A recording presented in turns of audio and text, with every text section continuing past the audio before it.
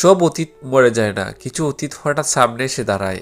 আজ কোণে দেখা আলোতে বনলতার সামনে ঠিক তেমনই এক মুহূর্ত, যে মানুষটাকে সে নিজের জীবন থেকে মুছে ফেলেছিল বলে বলে ভেবেছিল, আজ সে আবার ফিরে এসেছে। আর এই ফিরে আসা বনলতাকে দাঁড় করালো সবচেয়ে কঠিন সিদ্ধান্তের সামনে। আজকের পর্বের শুরুতেই বনলতা অস্থির, তার মনে যেন আগে কিছু বুঝে ফেলেছে। হঠাৎ একটা ফোন কল, একটা নাম আর একটা ঠিকানা, সব মিলিয়ে তার বুকের ভেতর কেঁপে উঠে। সে বিশ্বাস করতে চায় না, কিন্তু বাস্তব আর লুকিয়ে নেই। সে যখন সামনে তাকায়, দেখে যায় তার অতীত, অনেকদিন আগের পরিচিত মুখ, কিন্তু চোখ আজ সেই চেহারা দৃষ্টি। এই মানুষটাই একসময় তার পৃথিবী ছিল। কিছুক্ষণ দুজনের কিছুই কথা বলে না, নীরবতা সবচেয়ে বাড়ি হয়ে ওঠে। অতীতের মানুষ ধীরে বলে, আমি শুধু একবার কথা বলতে এসেছি।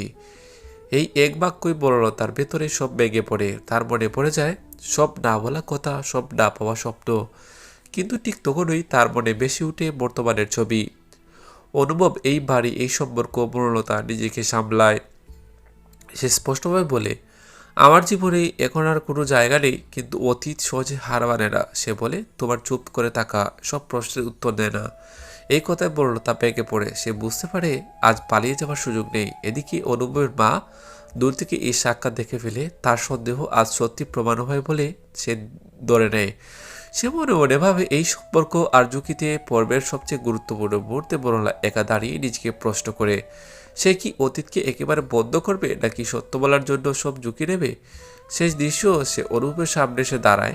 তার চোখে ভয়, কিন্তু কণ্ঠে দৃঢ়তা। সে বলে, আমার তোমাকে কিছু বলার দরকার। এই কথাতেই সব পর্ব শেষ। অতীত আজ আর সব স্মৃতি নয়, এটা আজ বর্তমানের মুখোমুখি। বনলতা কি সব সত্য বলে দেবে, নাকি এই সিদ্ধান্ত তার জীবনকে আরো জটিল করে তুলবে? আর অনুভব, এই সত্য জানার পর সে কি পাশে থাকবে, নাকি বিশ্বাস ভেঙে সব বলতে যাবে? সব উত্তর মিলবে আগামী কোণে দেখা আলো পড়বে।